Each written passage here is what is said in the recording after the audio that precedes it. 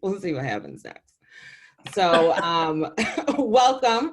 This is On the Level with Dr. Erika Pryor. I'm really excited to be launching this podcast as exclusive content for Epic Career Network members. We want to bring you stories of inspiration and success and some failure, because that is also how we learn along the way. And so today I am welcoming Wolf Starr, who is the CEO of Atlas Partners, and also what I would consider a career pivoter. I think you've made more career pivots than when people even start careers in their life. And so Wolf has just an amazing background and story. And I've known this guy for what is it, maybe 10 years now, maybe? I think at least at this point, yeah. Yeah, I did my first recording with you above a garage downtown. It was great. Right. I was just about to say, Wolf was definitely one of the first people on my previous podcast, Digital 411. And so it's really exciting to kind of go full circle here and come back around and do this all over again. So I'm going to hand it over to you, Wolf, to kind of introduce yourself and tell us a little bit about you. Yeah. So I'm Timothy Wolf Starr. I'm currently the CEO at Atlas Partners.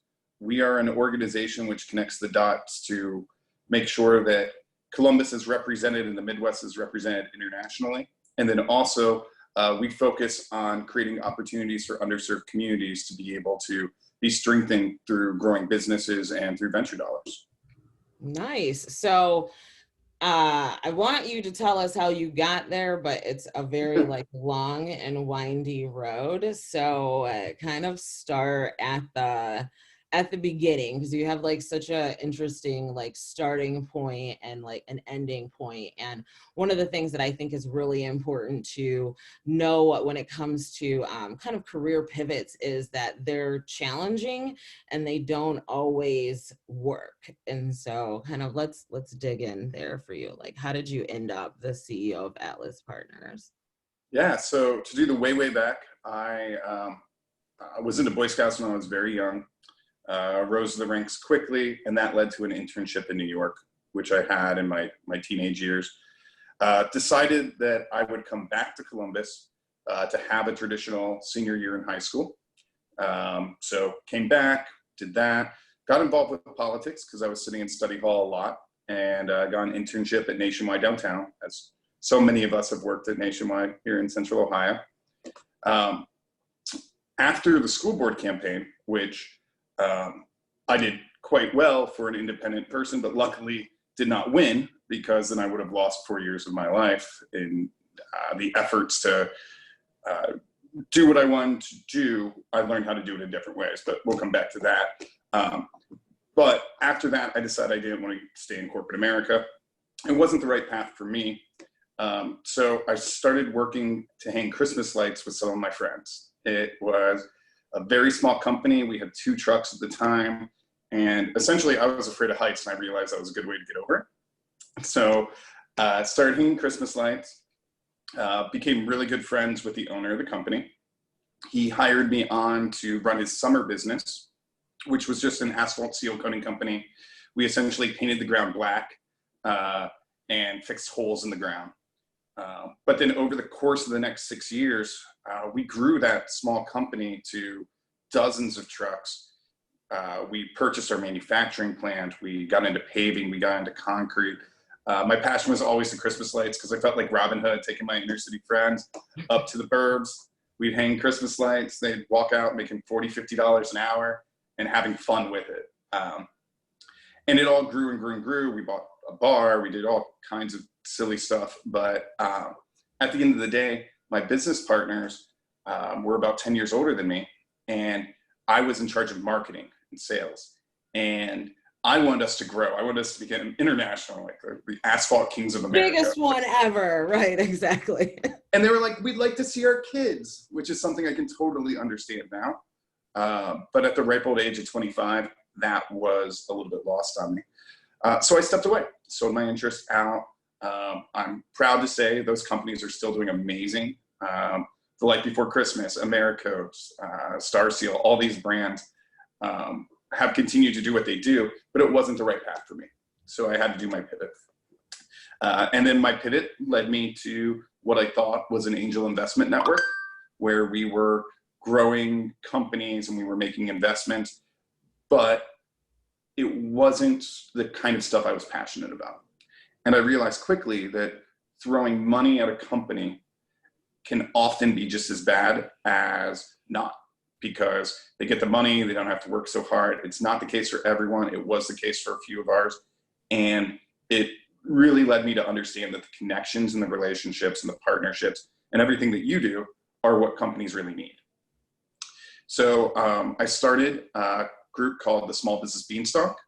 We were a business-to-business networking company where the t-shirt company would come to us and say, I need a security alarm installed. And so we'd go find a security alarm company, and then they'd say, we need a website. So we made those connections, and we grew it to about 80 different businesses, and they were all helping each other. But we realized we couldn't have a network of 80 businesses referring business to each other if 10 of them were all in the same industry. Right. So in order to diversify, and this was around the same time that you and I first started having our hangouts, we created a consumer-based program called the SPB Community Card. This was a little green and black key fob, like a CVS or a Giant Eagle card, that got you discounts at hundreds of local businesses around town. It got you pay for a medium coffee, get a large, go to a local theater instead of a chain, and you only pay $5. Deals like that. And we ran into another chicken and the egg situation, which was that businesses wanted to join and individuals wanted to sign up, but neither one wanted to do it first. And so luckily we got some good media and some strong partners, realized economies of scale, started signing up 10,000 people at a time instead of one person at a time, which I really love those days of standing out at Gallery Hop instead of in front of Milk Bar and being like, you've never heard of us, but sign up for this thing and we'll give you 10% off. But it taught us everything which we need to know for what we now know would have been the shortcut of doing what we eventually did. And it was working. The coffee shops, the restaurants, the bars, the retail. But we had a lot of these other companies that needed special help. Food trucks, you don't know where to find food trucks on a given day. And this was when food trucks were just starting. So we helped develop a technology to find the food trucks, which has now morphed into one of the biggest food truck finding apps out there. And then we also helped create the food truck festival. And that was one of my first forays into festival planning, and I loved it. It was my pace. I remember the first food truck festival. It was so disappointing because there were so many people there, and it was so underestimated how large it was going to be. And literally, like at the end of like halfway through day one, all of the trucks were out of food and just serving whatever they could just find and get in as quickly as possible. Like, it was insane and amazing that so many people came out for the first one, and people were so like, oh, food trucks are really popular. Like, we didn't know it was going to be like this. The mayor at the time came up to myself and the two organizers who still run it to this day. And he said to the three of us, congratulations, gentlemen, you're a victim of your own success. Right. And like, I have to drove away. For those of you in Columbus, you know exactly what mayor that was. Right, exactly. He'll tell you. Yeah. But no, it was great. And then we worked with Independence Day to add local businesses into that. Started forming other festivals, craft shows, whatever we could to support our businesses. But then fast forward 3-4 years after that, we got an amazing opportunity to partner with CD 1025, the independent rock and roll station here in Columbus, to take that and turn it into Connects Columbus. We had about 500 businesses, 100,000 plus consumers, and it was the right fit. And so as we were going through that process, we realized they needed a lot of what we had, but mostly they just needed the list of businesses and the consumer emails in order to keep doing the good work they're doing. Mm-hmm. And that left us with all the festivals. And that became Atlas Partners, was running those festivals, doing consulting, doing connections between people. To this day, I still make time to meet with folks and do connections as often as I can. It's not as much as I'd like to, but It's still like a huge passion of mine. And so we spun off. We helped turn the Gateway Film Center into a nonprofit, which was great. We started throwing movies all around town with big inflatable screens for communities that needed it. And we were really engaging community through booze and bands, and that was amazing. And just the business of being able to connect with all of these people and grow that. And then that's when Sasha Saberi, my business partner now, came in and essentially said, I've got all these networks across the country that work in this venture innovation space, and I think we could better utilize your skills if you partner with me. And so we kept the name, we kept the brand, because it really worked well for this new process, but it became a completely different company. We then spent all of 2019 touring the region, touring the country, connecting dots between cities and different cultures and regions, and then putting everything back to the Midwest, and then having Columbus, it's sort of the hub of that wheel. We threw a lot of events, a couple really big ones here in Columbus. Luckily, you were a part of. A lot of events. The event schedule was rigorous. I honestly do not know how you maintained it, because it was a lot of events across a lot of the country. It was 23 events in 11 cities, I believe. Yes. It in one calendar year. And that calendar year wrapped up in September. I was just about to say, it wasn't even a full 12 months. It was more like 9. So yeah. Yeah. So, but it was great. We really grew community, and that gave us a chance to focus in on what we should be doing, how we can be helping.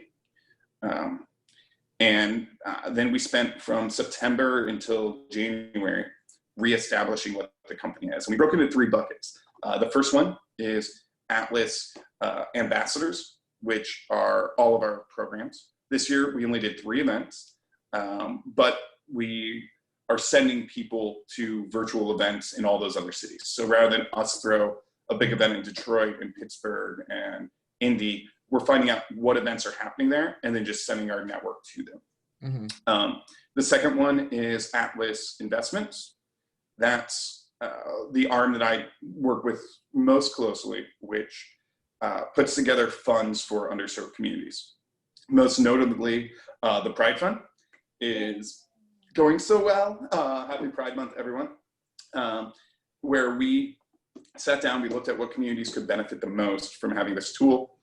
I've always been engaged in the Pride community, as I was pretty much raised by it growing up in the Short North. And luckily, we just hit a point where we were able to take one of our venture partners, Denzel Porteous, move him up to the role of CEO as really the leader and the face of it, which is great because we were able to take a LGBTQ plus person of color and put them in charge of a venture fund, which almost never happens.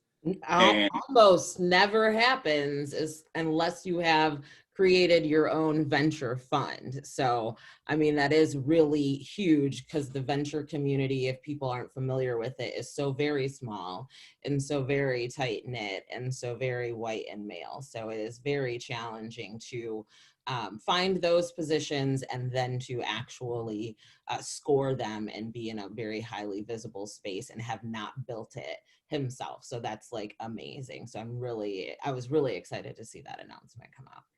Thank you. We were working on it for quite some time, and it fell perfectly. Because not only is Denzel Black, great LGBTQ plus leader, he also has the skills that we need. He's an amazing marketer, great business person, and he fills those roles. Even if he did look just like me, it's just great that he's also able to bring in all those different aspects to grow it. I think that also the important thing to kind of point out there is really looking at the people that you have around you already. Like, I think a lot of times when people say, oh, we need to find qualified candidates and we've got to find, great candidates of color and we've got to, utilize different talent pools and find new, and no, sometimes the people of color that have been working with you all along the way and that are really uber familiar and passionate about what you're doing are literally in front of you And it gets frustrating because you feel this level of invisibility. Like I'm literally right here, like waiting to do the next level and to have that next challenge. And you don't always get that opportunity. You're not always seen. So I think that that's, you know, again, one of the things that people can do as they're thinking about like, what does the work look like? It is, you know, making it visible the people who are already around you, and thinking about ways in which you can amplify what they are doing. Absolutely. And so in that process, we were also able to raise up Lindsay Stencil, who's been our lawyer, to a pretty cool role. And to think that, you know Lindsay, I believe, and many of your viewers will as well. She's worn almost every hat in the legal and the venture space you could imagine, with NCT and with groups in New York. Well, we were able to find one unique where her role, in addition to being our counsel, is to be the voice of our fund to all the other funds that she interacts with. And so that's very exciting. And then the third bucket, which we have, is Atlas Innovations, which have created a venture studio, which just recently started going live. They're doing it quietly. I'm probably saying more than I should, but it's amazing because they're taking concepts from people and putting the bones together to be able to grow it into great companies. And they're doing it here, utilizing all of the resources of both Atlas and Loud. And Loud is venture for people. I mean, when you talk about venture funds that are just people who look like me, they are the opposite of that. And they really believe venture for people leads into everything that they do. So yeah, that's what our company's grown into over the last. That is a windy road. Okay, so one question. What has been the most important lesson you have learned in each of these career pivots? Like when I hear you speak, I hear an important lesson about being aware of like what the market needs, whether you're an entrepreneur or whether you're an employee, is being sort of having a sense of where the market is going within your industry. But I'd love to hear what you feel like you have learned from some of those experiences. Yeah, I think it's most important just to take care of people and realize when you're not doing that. And by people, as an entrepreneur, you have to include yourself. And I think so many of us don't. When we're looking at our employees and we're saying, okay, we need Christmas bonuses, and then you go sell a guitar in order to go get a Christmas bonus for someone, or you have to close this deal. You have to remember that as the entrepreneur, if you can't find joy in what you're doing, you're never going to have the balance to be a good employer. And I did not understand that early on. And I was stubborn about it through all of my 20s and my early 30s, but really realizing that I need to take care of myself in order to take care of my team was a lesson which has led to a lot of these pivots. I could have run the SBB for the next 30 years, and it could have been a grassroots Better Business Bureau kind of thing, and it would have been fine. I just wasn't satisfied in what I was doing, and it was becoming redundant as technology started to solve a lot of the concerns that I had. And so I needed to take the next step, and so I had to find the partners to be able to essentially send that business to college so that I was able to, start what I was. And that was just throwing festivals until Sasha came around. And it was like, cool. Instead of booze and bands, we can grow community with big checks. And that's sometimes much more impactful. I mean, even going back to when we tried it the first time, I've now learned the lessons, which are, if you're going to invest into a company, you owe them your resources and your experience in order to be a good fiscal agent of your investors' money and their time. And I did not know that 10 years ago when the first time I started playing with investments. Awesome. I love it. Okay, so speaking of technology, I would love to hear your thoughts on what you are thinking around like tech innovation, and people really utilizing technology to advocate and to agitate like in this moment. Like, where do you see that happening? What are you paying attention to? Like, give me your thoughts on that. Yeah, I've seen two big things sort of grow over the last couple of weeks. Because I was a community activist at many different points in my time. Never at a point as important as where we are now, but I've marched on OSU for unions. I've gone to different cities. I've seen a lot, but the biggest change which we have right now is the technology, and it's so overlooked by a group of very smart digital natives that could not have imagined being able to organize in the ways that had to be done in the 90s. And just the idea of having a cell phone where you're able to send out an alert to everyone, and having the wisdom of the weather and the knowledge of the entire history of humankind now sits in our pockets every day. And the best communication tool we've ever created.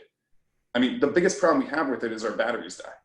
That is our biggest flaw. Like people are like, oh my God, I only have 15% left. Like, what will I do? And you can actually just carry around your own battery if you want to, or your own like wireless charger if you want to. Like I, have been thinking about, and I've had like people reach out to me and say, what can I do to get involved? Like, what can I help do? My daughter, my son, they're in high school, they're trying to get involved in. One of the things that I have seen a lot of high schoolers doing like really well and very efficiently have been organizing marches, especially in the like smaller suburban communities. And honestly, if you would have told me in high school, like in 1994, 5, 6, that I could organize a march, like utilizing Facebook, mobilize more than 100 people on a given day with less than 24 to 48 hours notice, and that people would show up and be there and do something, and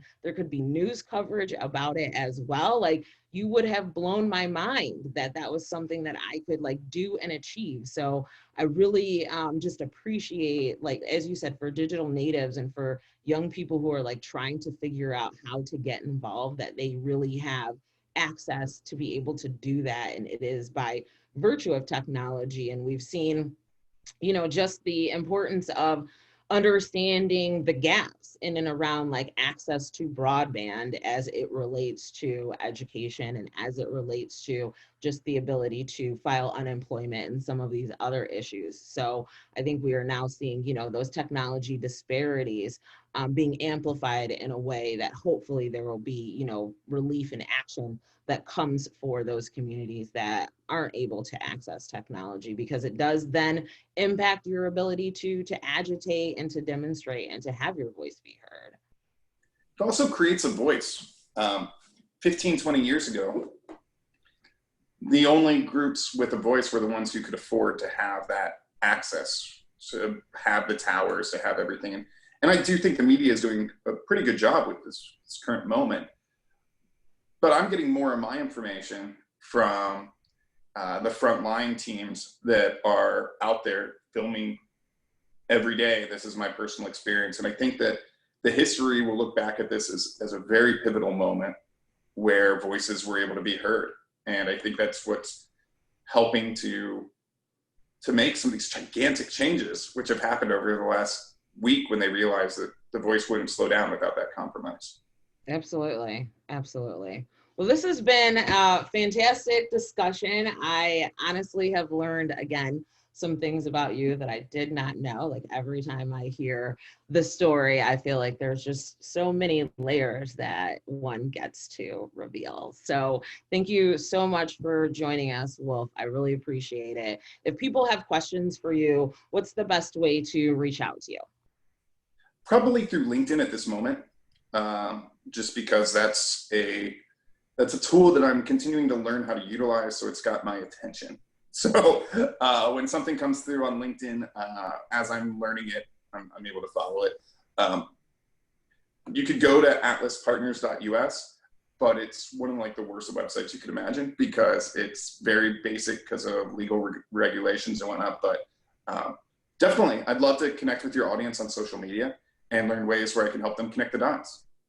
Awesome. Well, thank you so much. This has been Dr. Erika Pryor with On the Level, and we will see you next time. Bye.